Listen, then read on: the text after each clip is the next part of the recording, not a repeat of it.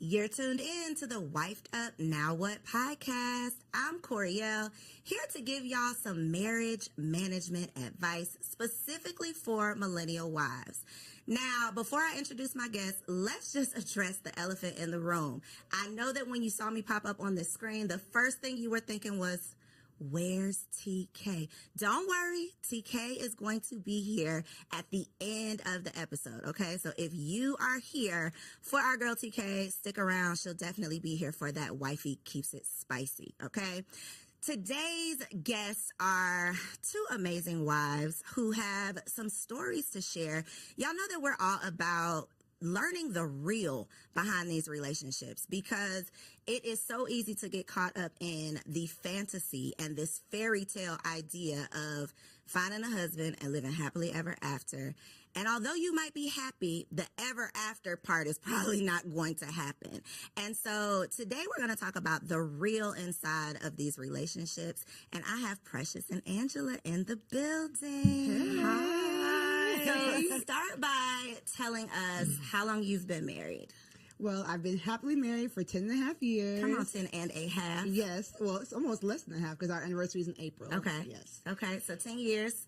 11. Look, we're going to say 11. Rising okay. 11. Rising on the 11. Well, since we're going to raise up, I'll say 10 years because it'll be 10 years July 5th this year. So okay. I'll say 10. So we got some OGs in the building. OGs, we're going to start out. We're going to keep it light, okay? We're going to start out with a little this or that because this is going to be February episode, right? This month is all about love. So we're going to get into that. But I want to talk about like some old school R&B. I just want to see where y'all at. Okay, warm y'all up a little bit. Let's okay, go, let's go. So this or that. Who do y'all prefer, or who did y'all prefer, Mary J. or Mariah Carey? Mary J. Why did you make that face as if there was no other option? I mean, Mary J has the soul. She has the grit. You know, she's been through some things. I think that Mariah's been through some things more in the latter times. When she first came out, I felt but like... that's not what she was singing about. Yeah, it wasn't what she was singing about. And I mean, from a suburban girl, I just resonated with Mary J because I just was like, I ain't been through these things, but it's interesting, you know? So I think I was more mesmerized by Mary J. Okay. I think everyone can relate to Mary J because she's a little bit more around the way. Your homegirl, she's been through what you've been through and doesn't come across as, no, this can't happen to me. Right. I think Mariah does separate herself from, she's definitely not the around the way girl. Okay, I got it. Boys to Men or Drew Hill? Not two really deep sides. Well, you know what? For me, I'll say it depends on what mood I'm in because I enjoy both artists. They're both amazing artists, both amazing vocals. But if you, depending on what mood, that one's a tough one. Now, that one's a tough one. Flip a coin. I'm going to go with Drew Hill, though. See, Drew Hill is the basement parties, the sock hops. Drew Hill was us being fast, yeah. Yes, the sock hops, the dancing, all that.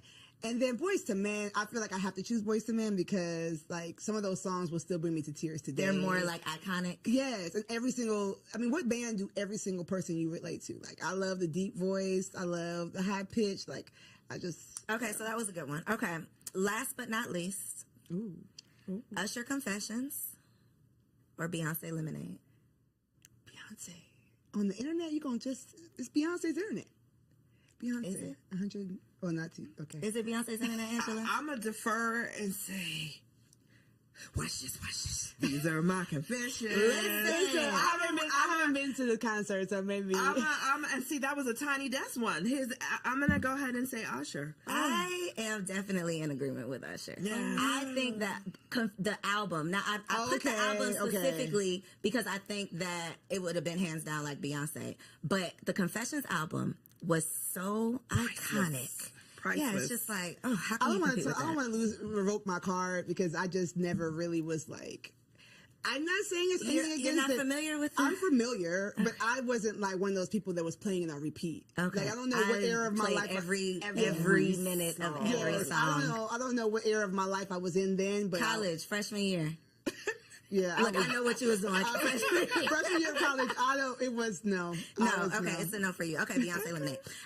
Okay. So just a little fun to warm y'all up. Now we're going to get into some reactions. It's a lot of craziness going on these internet streets, right? But one of the perspectives that we don't often hear is the wife's perspective. We are always talking about relationships with single people, which is cool.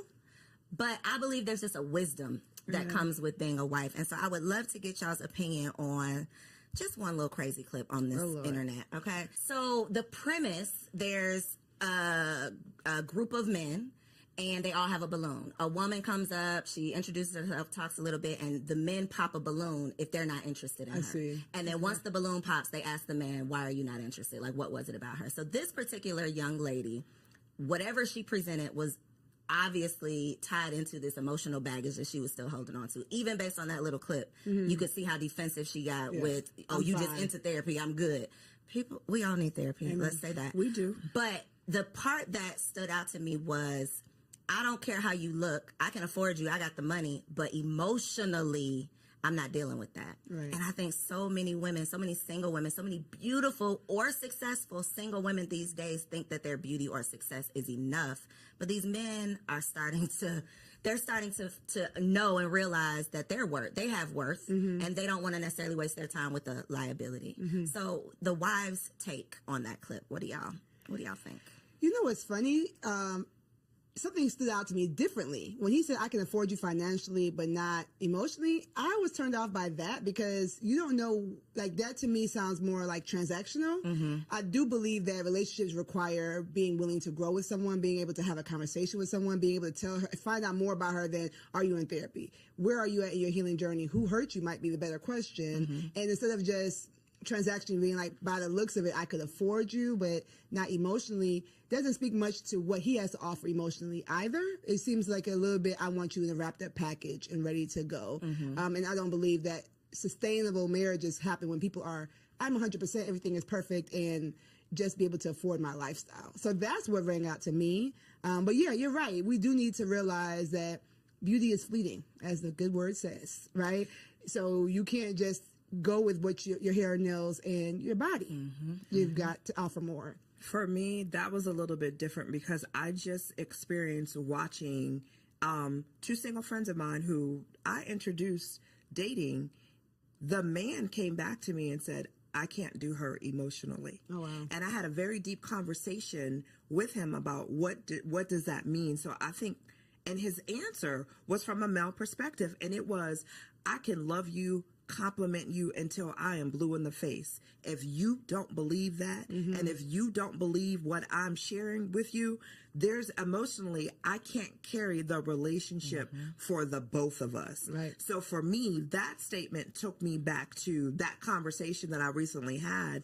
And I think that was a strong statement. That was a real statement, because individuals, regardless if it's the man or the woman, if you're coming to a relationship broken, Right.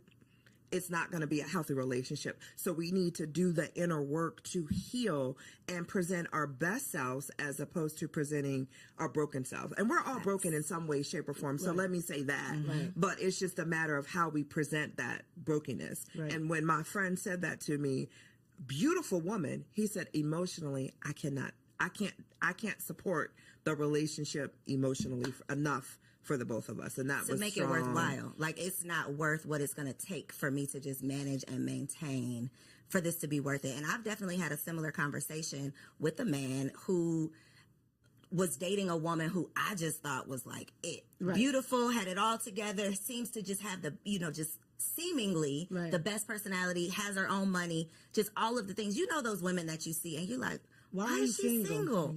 And that was literally what he said. He was talking to, and it wasn't necessarily she had emotional baggage. It was more so I don't want to say she couldn't be corrected, but she was never wrong. She could never accept any type of direction. And for men, if you act like you don't need me, they have no place. They feel like, well, there's no point in me being here. And I chose that clip specifically because I think that it speaks to what women say that they want. I just want a man with money. And what men what we think men want, which is just a pretty face.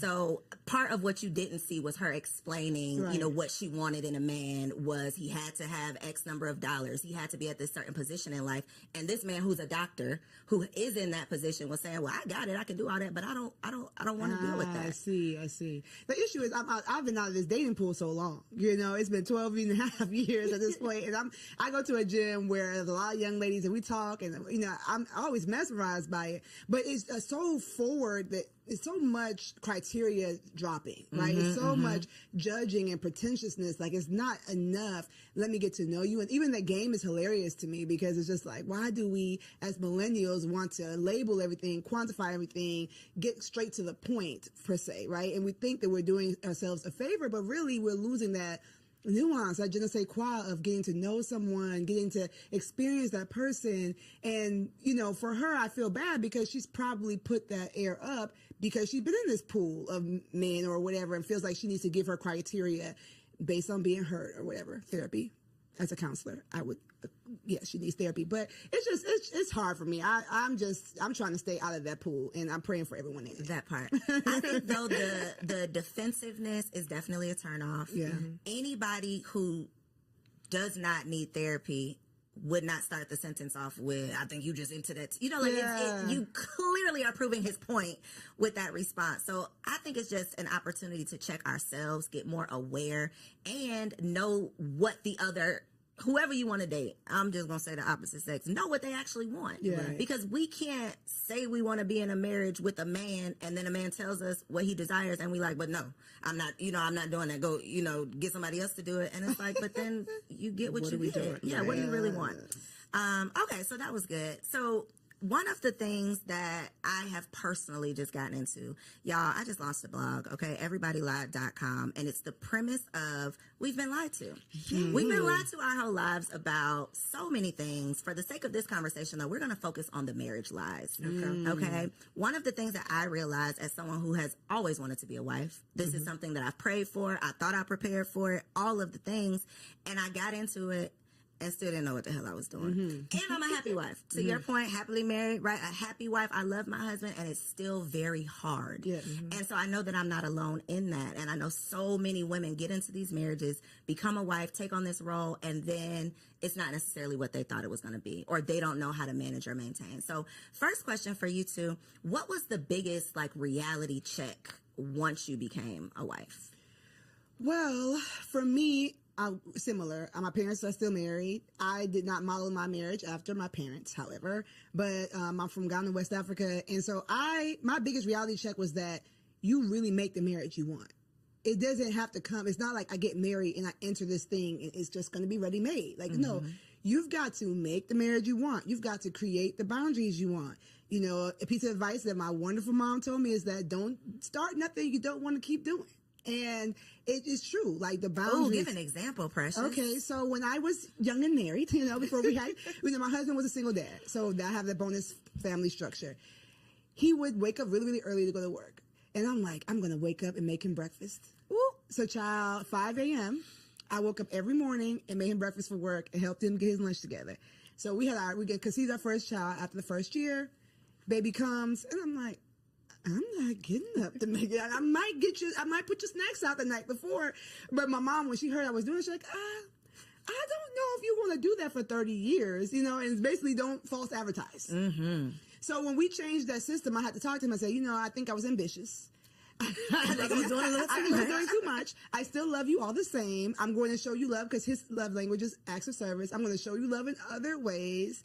Now that I think about that, I need to start going back to some of those things. But you make the marriage you want. And if you're open and do premarital counseling and do all the things about communicating, you have to communicate when that marriage that you built is not looking, the math isn't mathing. It's not looking the way you want. It's not just I walk into marriage and marriage happens to me. You've got to work. Not starting something that's not sustainable because baby. And then I'm going to let you answer. But one thing a point that you made that I want the people to take away from this is that was his love language, and you had to have a conversation about why it was shifting, because his natural thought would have been, she don't love me no more. Right, the baby came and she don't care about me. Now y'all bumping heads, and it was a simple, I'm tired now, I can't keep up with this. But if you don't communicate it, then it turns into, my wife don't want me no more. Exactly. And we know what that can turn into. A lot. So a lot of things that you don't want. So I love that you were able to recognize that and point that out. That's what she kind of took not two, but they're important because they translate from marriage to marriage. Communication is key, and learning your spouse's love language. Like, I didn't know anything about love languages prior to getting married. I love you, you love me. Okay, let's go together. Let's check that box and we go together. We boyfriend, girlfriend. However, when you're married and when you truly want to be able to communicate, when I sit down with my husband, I look at my husband. If I want to have an uncomfortable conversation, I always ask him, can I talk to my friend? I don't want to talk to my husband. I want to talk to my friend, because my husband is truly my best friend. And I talk to him. Sometimes I catch myself, and girl, he gonna stop it. He be like, I'm not your girlfriend. Like, stop it. So stop. I know I'm not, but I'm so comfortable. And we after, we've been married for 10, together for 12. I've been able to figure out how to communicate with him, not to him, but with him. We communicate amongst each other. And I think, in the beginning, because I was single for so long, he's like, why do you talk at me? And when he said that, I had to take a step back and really understand what he meant by that. So now it's like, hey, can I talk to my friend?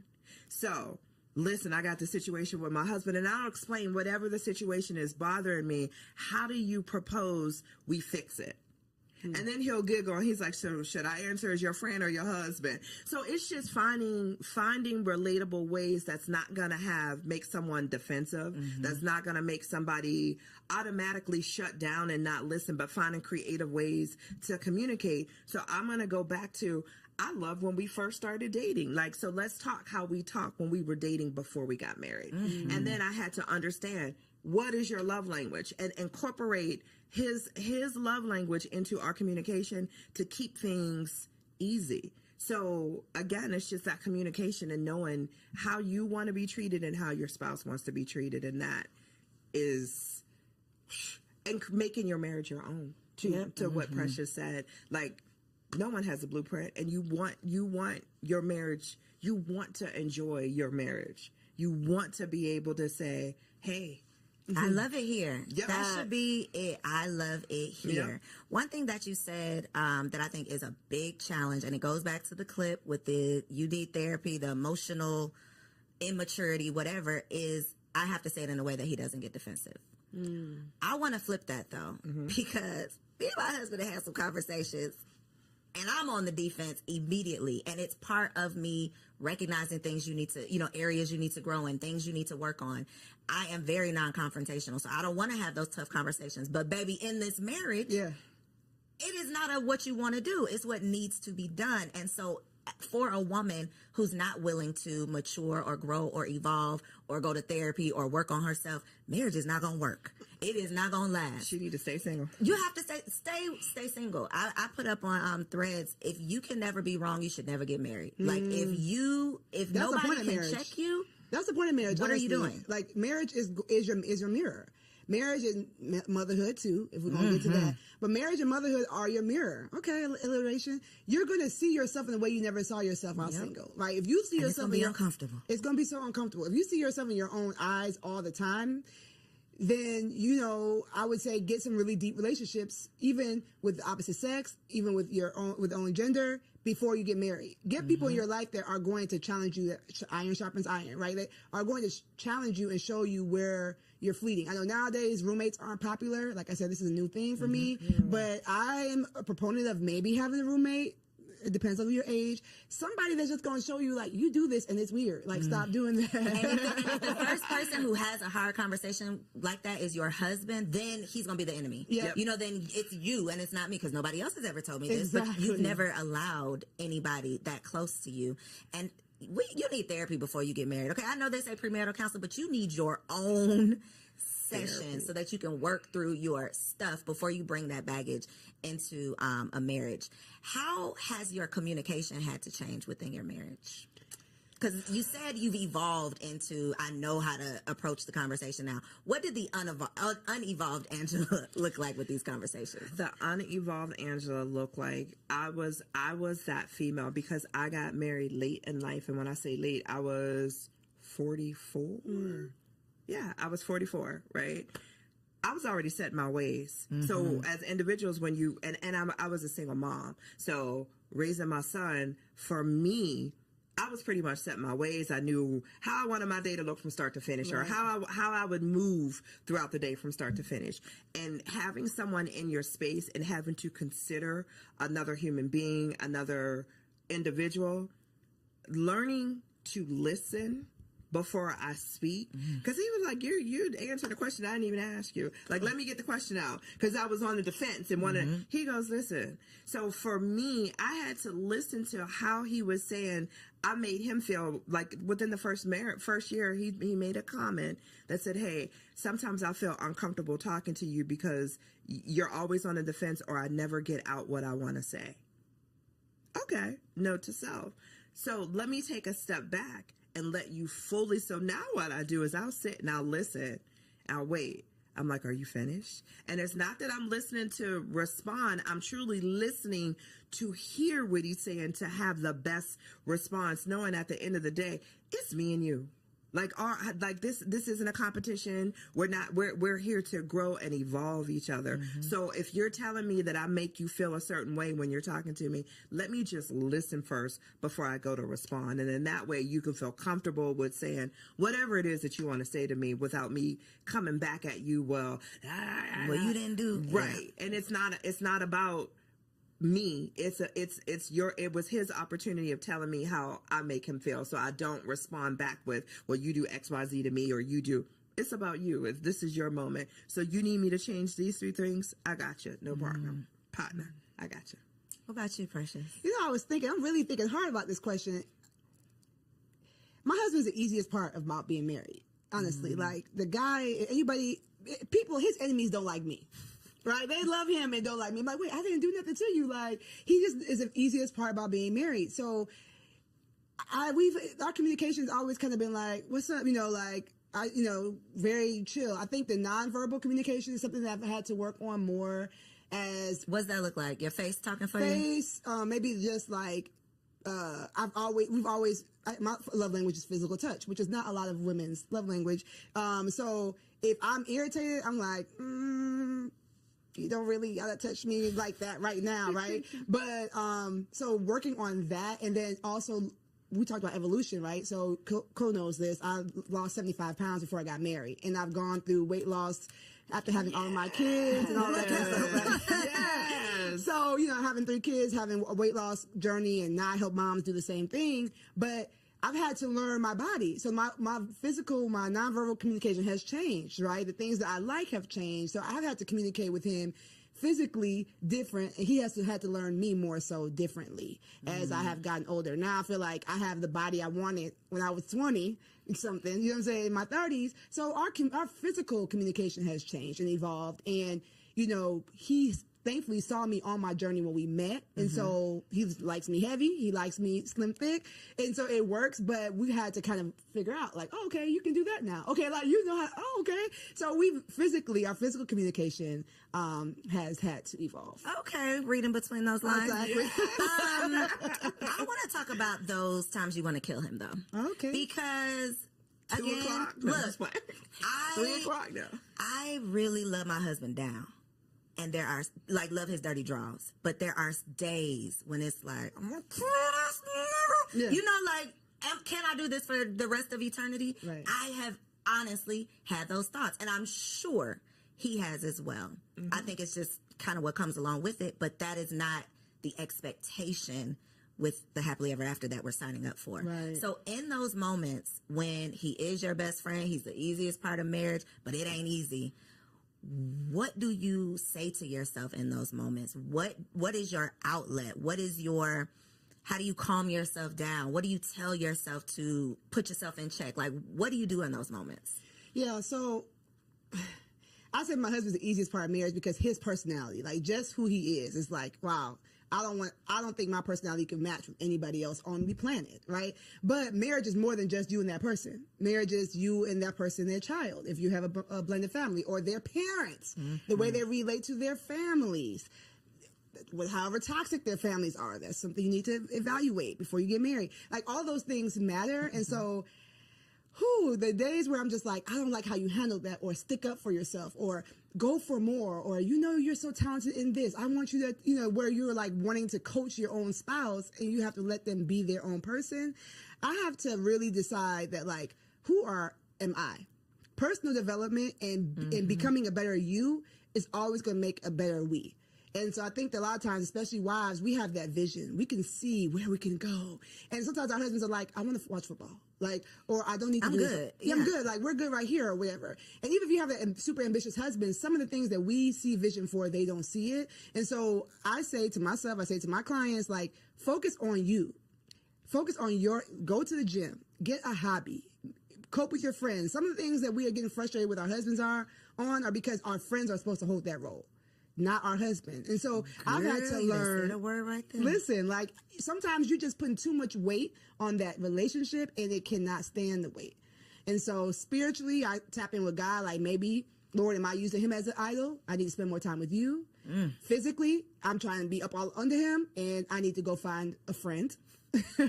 I might be having some anxiety. Let me go get a workout in. Let me go walk in, like, build me up physically, spiritually, emotionally, so that it takes off some of that pressure off the relationship. That's good. Yeah. Ooh, I like that one.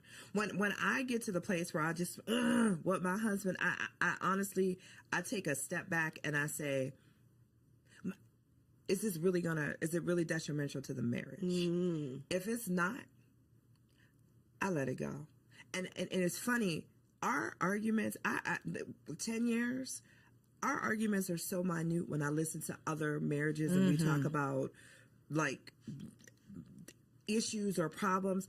Our issues are so small, and I feel like I'm so blessed because of that, because we talk all the time and we communicate about things all the time. But when I get to the point where I just want to choke him, I take a step back and I'm like, is it really that deep? Is it really that detrimental? Like, I'd be mad, like, man, you left the bathroom light on again. I just want to, and I'm like, is it really that deep? Instead of checking him to say, hey, once again, you left the bathroom light on, I'm just going to go ahead and turn it off and keep it moving about my day. It's just, our arguments be the little petty stuff. But those little petty things can add up. Yes. If the communication is not there. If you don't, if they're not communicated. So, like, our arguments are not, like, I just look at and even like our biggest arguments are, I take a step back. Is it really that detrimental to our marriage? And if the answer is no, I just let it go and keep it. Do you all believe there's deal breakers in marriage? In your personal marriage, is there a deal breaker? I say all the time, if you cheat, then yeah, that's a deal breaker for me. And he looks at me, he was like, you'd be so quick to dismiss somebody for cheating. I'm like, for me, you always have a choice. And that choice is not necessarily, am I going to do it or not, but there's a choice prior to you wanting to do that. What is wrong in the marriage that needs to be fixed that you couldn't communicate with me? So give me the opportunity to fix it before you cheat. So for me, anything else we can get over, but if you cheat, there were all these opportunities. Obviously, I was not giving something, don't know what that could be, because you've never communicated that to me. So for me in our marriage, my husband already knows, for me, like, cheating is like a deal breaker, where he's the opposite. I'm his second marriage, and he's like, we're together forever. So basically, and he always says I had to ask myself, before I asked you to marry you, is this for good? And is there anything that I could not get over? And his answer was no. So I'm like, okay, well, that man ain't cheating. That man ain't cheating. He's trying to stay with you. I would say there is no immediate deal breaker in my marriage. Okay. So that means nothing is, you can't talk about, at least have a conversation about. Right. So immediate deal breaker mean I don't care what you say. It's over for me. I mean, maybe if he put his hands on me, I can't see myself. Maybe if he put his hands on you, because if he put his hands on me, I just can't see him turn. Like, that to me seems silly to say. You know what I'm Like, saying? there's no chance this Yeah, it was like when we were dating, I used to say, if it was a burning fire and me, your mom, and your daughter were in the room, who would you get first? He's like, I'm not answering that. That's silly. I'm going to find a way for all of y'all to live. Yeah, it's not happening. Why are we all in this house, in this fire, right? So that to me is like, when would he become, just randomly after all this time become that kind of person? So yes, I would not be with someone who would put their hands on me, but I don't have a immediate deal breaker.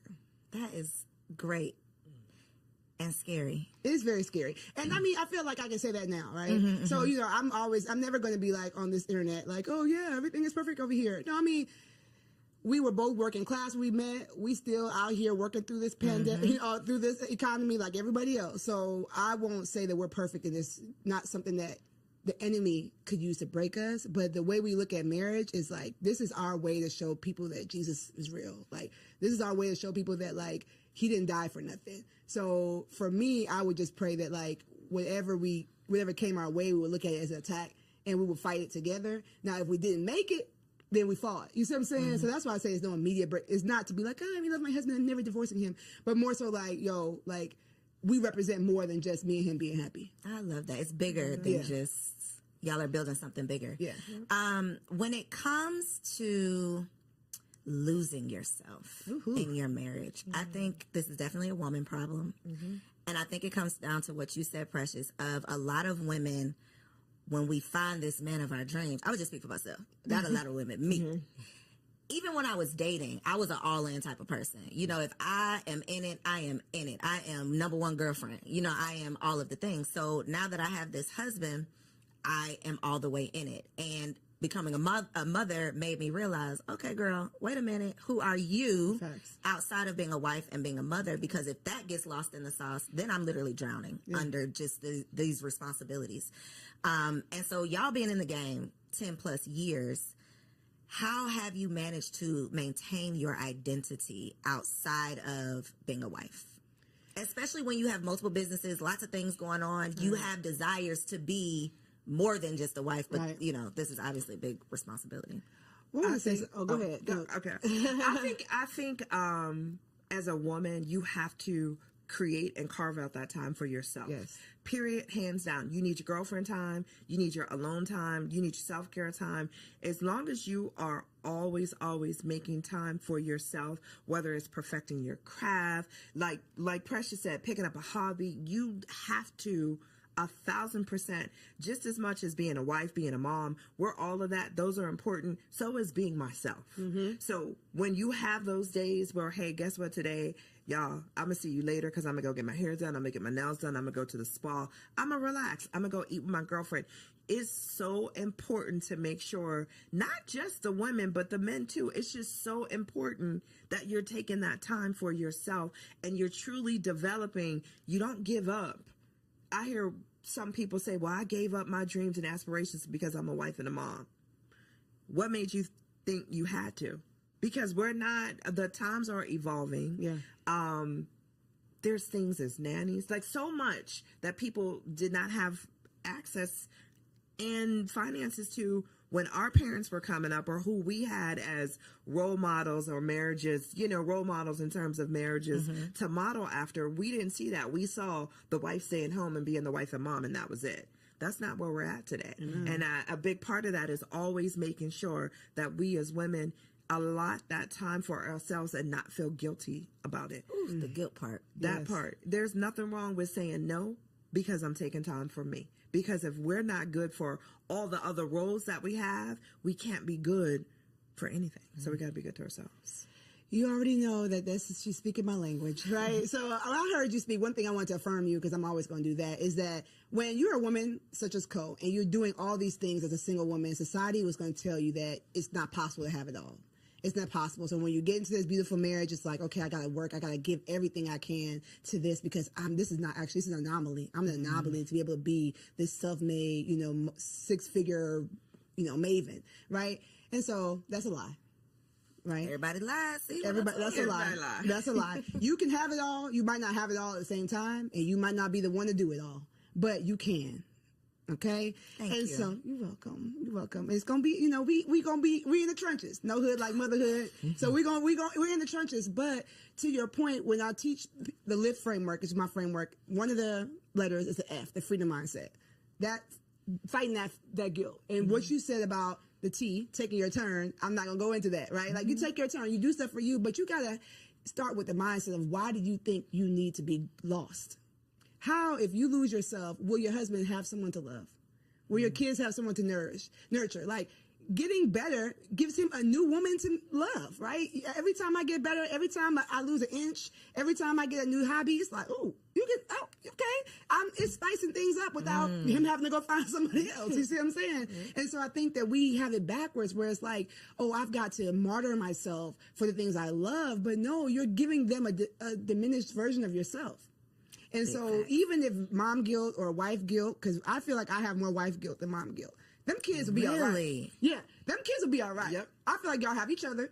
I birthed all y'all so y'all can have each other, go on and play, right? But sometimes I'm like, I'm at this thing, I could spend more time with my husband, or I'll bring him something home to eat. Like, I have more wife guilt than mom guilt, but I have to remind myself that, like, the things that I'm doing to make myself better, make me happier, make me more understanding, make me more energetic. You know what I'm saying? Like, go to the gym, sis. Take the time for you, like, because you're going to be a better version of you when you get there. And so losing yourself is normal. It's more normal. That's a lie, too. It's more normal than you think. You might be beating yourself up and saying, why? I can't believe I let myself go. I can't believe it. There's a lot of people are doing it. But they're not talking about it. But they're not. Which is the point of these conversations. Because when I see the perfectly curated homes, all this not a figment of our imagination, because I'm seeing it right here on my timeline. It's social media. It's what we think is the norm, and it's like, no, that is not. First of all, that's not even real, probably. But we are comparing our real lives to this fantasy or fraudulent 18 seconds, 30 seconds. Clip that we see. And to your point, we think something's wrong with us when we get lost in the sauce. But I definitely, and we're talking about being wives, but when I became a mother, I think I felt it more. Because you have a physical part that's changed too. And it's like, I can't go nowhere. This baby is attached to my brain. Like, I am here. I can't, that life that I used to live, I'm literally a new person. Right. I'm literally living a new life, and it's never coming back. And that, I think, is a very tough grief. It's grieving your old life. I literally, that old self died, and now I'm this new woman, and I'm trying to figure it all out. And so conversations like this are so important so that we can normalize the struggle. Like, this, it's not happily ever after. It can be happy, but ever after to me means forever and ever and ever. You're just gonna be happy, and that's not the case. Exactly. I think to Precious's point, she made a statement earlier in regards to when you become a new mom, your friend circle is going to change. Yeah. You want to surround yourself around individuals who are walking the same path you are. You're a new mom, and I'm not saying you're a new mom today, but as a new mom, you're not hanging with the girls that always want to go to the club, because that's not you anymore. So as you develop as a woman, and as we evolve as women, our circles change. Our circle of influence change. I wouldn't ask a single girlfriend who knows nothing about being a parent to watch my child for me. But guess what? I'm going to have a whole nother set of girlfriends who are parents, who understand the struggles of being a mom and being a parent and having someone attached to you, or always having to be mindful of another individual. So we just need to, instead of not having the conversations, and I'm so thankful that you have this platform for individuals, for women to know, it's all a lie. Like, you evolve and grow, and as you grow, your circle's going to grow, and as a woman, we're going to grow, and that's the evolution part of that. Yeah, but even to that point, I feel like some of those single friends are just real important too. Those are the TTs, right? I think the village has evolved. It's not going to always be the grandmas, because some of these new grandmas, these grandmas is out in the these streets. new grandmas are out in the streets, right? So I agree with her saying, like, get those sisters that can, that's why I created my brand. That's why I created what I do, because we need to have a tribe, right? But then don't forget about some of the people who might not be in the same zone, because they're going to be the ones to take the kids to do the fun things you don't feel like doing.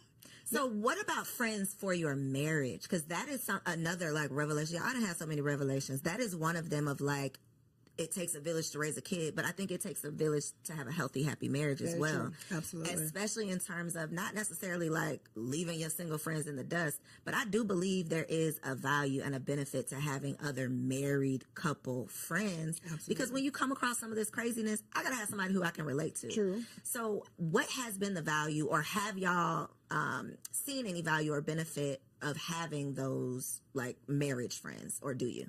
Absolutely. We always joke, if I like the wife and he likes the husband, we go together. Like, that's it. Like, once you find that, that is gold. And then, unfortunately, we've had some times where he loves the husband. Like, I'm like, sorry, y'all got to break up. Y'all got to break up because I'm not coming. I'm not coming. I can't do it. Thankfully, I'm an extrovert, so I'll bear with them once a quarter. But it ain't finna be no regular. It's not going to be. So, yes, I find it very important. We're members of a church. We were in ministry for a long time. So, a lot of that was ready-made for us.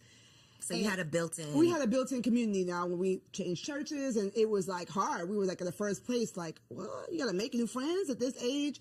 But yes, I do find it very important, especially for husbands. I know that we're talking to wives, but like, I think that women talk about their marriage more than men talk about their marriages. For sure. And so I know that I can say my husband's so amazing because he can see like what his married friends are talking about. Like they kind of can see like, he's like, dang, Precious is boisterous, but she ain't like that. Girl, they be making me look good. I'm like, well, thank you, girl. You keep cutting up. Yeah, keep cutting up over there. Right. So, I think it's very important. And for women too, like you just see something that like, oh, I'm glad. My man, you got to deal with that. Yeah, like we got to, we all right, you know what I'm saying? Like we might not be in a mansion, but he be at home. I think it's important. I think 1,000% important. I have an equal balance of both single friends and married friends, but for us, we enjoy hanging out with our married friends more because it's just more conversation that I relate to, and it's just, and for both of us, and it's just super important because I think healthy marriages feed healthy marriages, and you also want to have a safe spot where if there's an issue within your marriage and you're looking for advice from other married couples, then it's good, not necessarily advice. Let's say that, because I always tell people be cautious of who you take advice from. But just just hearing that you're not the only couple that has gone through or will go through what it is that you're going through. So okay. You like put a pin on my notes. Because I subscribe, and I think a lot of us subscribe to keep people out your business, right? Disagree.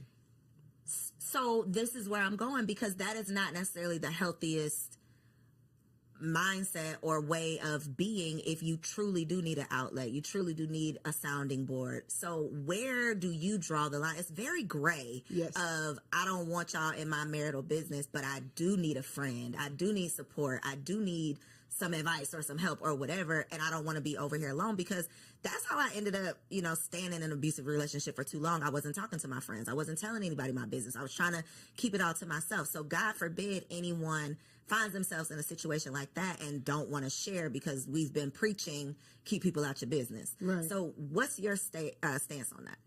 I talk. Me too. I like, if you're my friend and you're our friend, you want what's best for us as a couple, I'm going to talk. I will pick up the phone in a minute and call my husband's best friend and say, let me tell you about your boy.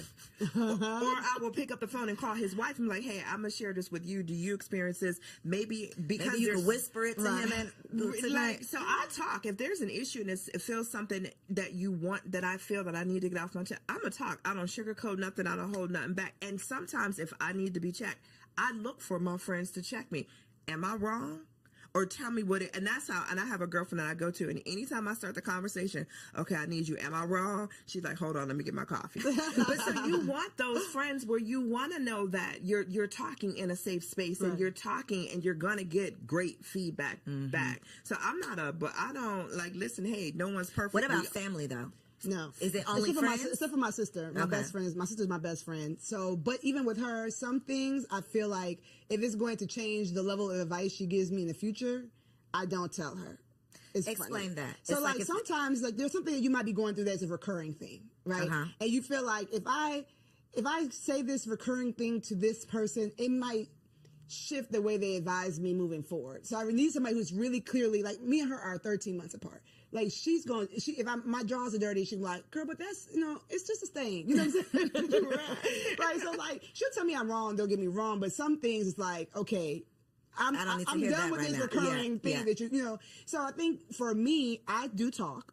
As you can see, I do talk, but we've already used wisdom in the circle. Like it's only, but he knows the 3 people I'm told. It's not gonna be this random friend I met at work and it's like we're best Now friends. she in your business. Yeah, no, Right. it's like he knows, and then he gonna know if her husband texts him. It's like, oh dang, she didn't tell. What's it called? Like, Hold on. yeah, right? Like, and the same thing. I'd be like, I don't know what's going on the phone upstairs, but they're talking longer than normal. Are you okay? You know, to my friends. So it's just like, you can't come stay here, so let's talk because what's going on with Because y'all have to work that out. Yeah, y'all gotta work that out. So we have a standard on the people that we trust, and then I have working and continue to work on that. I speak of him the way I would want him to hear me speak of him. So if I'm telling somebody something, if I haven't talked to him about it yet, I want, if he overheard me, it wouldn't be like, dang, like, so you just calling me low down and no good. Like, you know, like I I respect my husband when he's there, when he's not. And I don't speak to people who are going to be like, yeah. That, you know, like speak negatively of him too. If somebody has that type of vibe towards marriage, like, because you know, these husbands are, You are not the person. You are not the outlet. I person I'm can't. talking And I can to. be super close to that person, right? But if their view of marriage or based on where their marriage is, they're ready for you to like, yes, like finally, especially like I told y'all, my husband's liked by everybody. Yes, finally he did something. Because you know, all these husbands don't do. No, don't be all these because then now I'm defensive. I came to you to complain about him, but now I'm like, but wait, No, but wait a minute. he is still perfect. Now No, this Jojo. conversation has taken the time. Exactly. Now I got to defend my husband. I was coming here to get some advice or get some. I wanted you to be on my side, but not that much. You know what I'm saying? So you have to use wisdom. You have to be spirit led for me because, like I said, anybody can be used to attack your marriage. And so if you want to work it out, that's where I think the whole don't talk to people is. If you know you want to work it out, or you know that there's something that might be somebody else might consider a deal breaker, go to the right person that's not going to come and be used to draw a wedge between you and your husband. I don't think it's family though. To your question in regards to family, and I say that because I'm very careful on what I let my family know about the marriage, because I would not ever want someone to look at my husband differently because I gave you too much on a day that I was super emotional and I said, and you know, I would. So with the family, I'm very cautious on what I choose to tell or what I don't choose to tell. Friends are different. Family, because 9 times out of 10, my husband already told me we're not getting divorced. So I don't want to go painting this image of, because I'm mad at you today, now I'm gonna have my family mad at you because my family ride or die. They're going. So I'm careful when it comes to family on what I tell and what I don't share. Friends choose you. Family doesn't. Yep. So if you're talking to a friend, this person has chose to be his friend, chose to be y'all friend. They like him for who he is, right? Your family is putting up with him might because not even like your right, exactly, right. And thankfully, my family loves Aunt, but it's like they didn't choose him. They don't even know him as well as my friends know him. So I think it's just about, you know, not casting your pearls in space that's not safe. You know what I'm saying? Picking the person that you know loves him and might be like, not Precious. You know, sometimes he does it. You know, like giving him the benefit of the helpful advice. Yeah. Okay, so for our last segment, it's called Wifey for Lifey, because the goal is to be wifey for lifey. This is all about marriage management, how we can maintain and sustain a healthy, happy, most of the time, marriage. Here we go. So one piece of advice in your 10 plus years in your relationship, what would be a piece of advice that you would offer to a woman in her first year of marriage? And you can look right there at that camera and tell the people. Hey, girl. My advice is that you're God's daughter first. He created you. He gave you your name. He gave you your parents. He gave you your body. He gave you so many gifts. So do not forget her, right? Continue to cultivate what you love. Continue to cultivate the friendships you love. Be willing to change and grow and evolve. And as you do that, communicate that. Communicate those changes. Do the self-work. Don't just set it and forget it, right? So continue to grow, continue to love on you. The word says that you love the Lord your God with all your heart and love your neighbor as yourself. But if you don't love yourself, if you neglected yourself, that love you're giving other people is not going to be the level of love that they deserve. So just don't forget you. You know what I'm saying? If you ever need a hand in the process, my name is Precious. I got you. But just don't forget you, and you're loved. Thank you, Precious. What you got, Angela? For me, it's communication. I'm going to stand on it. I'm going to stand 10 toes down. Figure out the best way to communicate with your spouse.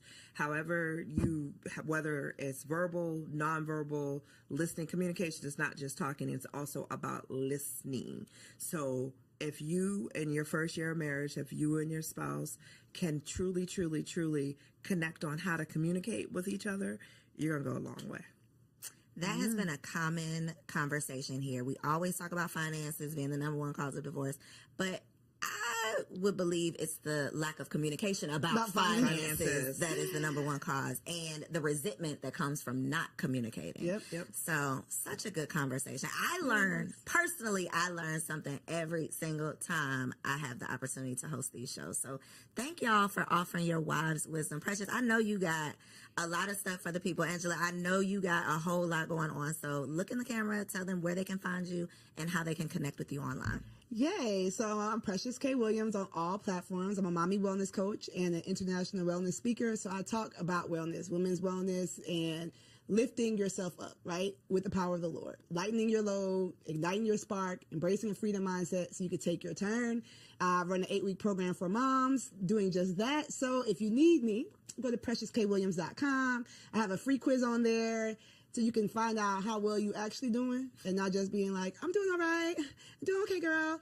No, let's figure out how you actually doing so we can get you the help you need so you can be your best self and live happily, mostly ever after. And I'm Angela McCoy.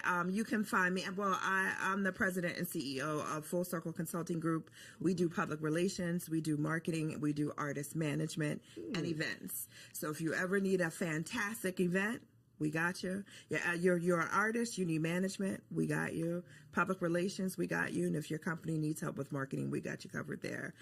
You can find us at fullcircleconsultinggroup.com and Full Circle Consulting Group on IG.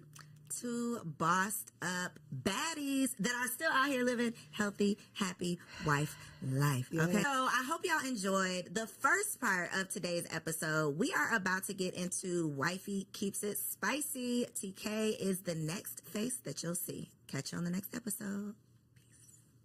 Hello, beautiful ladies. Welcome back to another Wifey Keep It Spicy segment with your girl, Takesha. I'm super excited to be back. Yes, with another banger, of course. This is the month of love, February. That's why I got on my red, keeping it sexy. But Valentine's Day is right around the corner as well. And so, of course, I had to give y'all some gems, some jewels, some tips, the tea on how to keep it spicy. Listen, this week is for the big girls. Okay. What do I mean? Because I'm about to challenge y'all to something all month long. Okay. I'm not just about to drop some gems for y'all to be able to enjoy one day. No, baby, we are about to have thriving sex lives and intimacy with our spouses forever. Okay. So we're going to lay down some foundational work, right? I want to challenge y'all as your sister, as your auntie, as your friend. Okay. Am I auntie? But as your friend, I want to challenge you to two things. Okay. I need you to ask yourself if you are ready for the challenge. Why am I challenging you? Because I have done these things. I have experience in these things, and they have absolutely elevated my intimacy with my man. Okay. So if you want to elevate your intimacy, if you want to keep it spicy, I dare you to accept this challenge. Number one, I challenge you to step up in your femininity, specifically in the way that you dress in your house. Okay. A lot of us need to go ahead and fold up the leggings, the oversized t-shirts, the hoodies, the sweatpants. Fold it up, sis. Let's fold it up. And we're going to wear our little house dresses around the house. Okay. We're going to wear elevated loungewear around the house. Okay. We're going to wear those Ross and TJ Maxx summer dresses in the home. We're going to get oiled up. We're going to look cute. Why does this matter? Why am I challenging you to this? It's because when you feel feminine and you feel soft and you are taking care of yourself, you will be more prepared to be able to be intimate later on at night. A lot of us are complaining about being tired and being drained and being overworked. And we just feel like we're in this masculine energy. Well, here's a small tip to step into that feminine energy so that you can be all you need to be when it is time to do what we need to do. Wear those dresses around the house all month long. Step into your feminine essence, right?